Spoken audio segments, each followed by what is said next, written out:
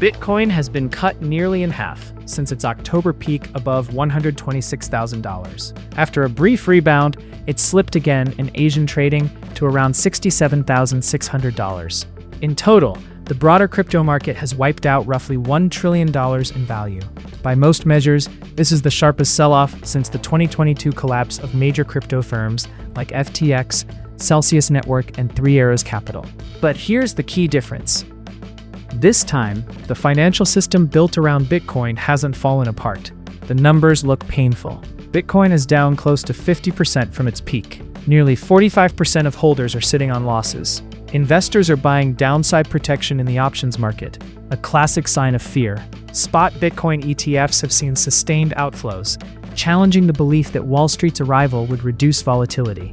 Yet bulls argue the panic may be overstated. Total net inflows into spot Bitcoin ETFs since launch still amount to tens of billions of dollars. Recent outflows represent only a small fraction of that total.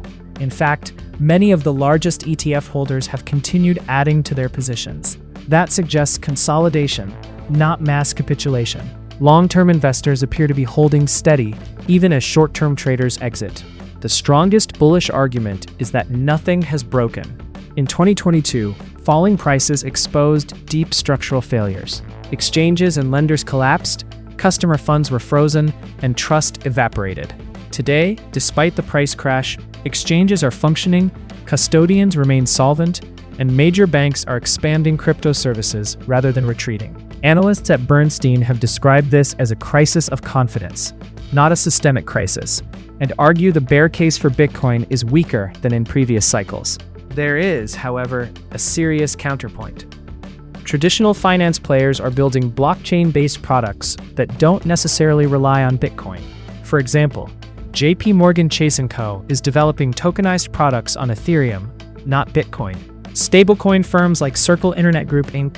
are also expanding, and their growth doesn't depend on Bitcoin's price rising. Still, access is widening. More banks, brokerages, and advisors now offer crypto exposure, expanding the pool of potential buyers. At the same time, public companies and ETFs hold a growing share of Bitcoin's circulating supply, creating what analysts call a demand floor. Add to that the April 2024 halving, which reduced new supply, and the available float becomes tighter. For now, bears control the narrative. Prices are weak, and confidence is fragile. But unlike 2022, this crash hasn't triggered institutional failures. The infrastructure is intact, and even expanding. The real question is whether stronger foundations will eventually lift prices again, or whether falling prices will once again break confidence. If you like this video, then like, share and subscribe to ET Now.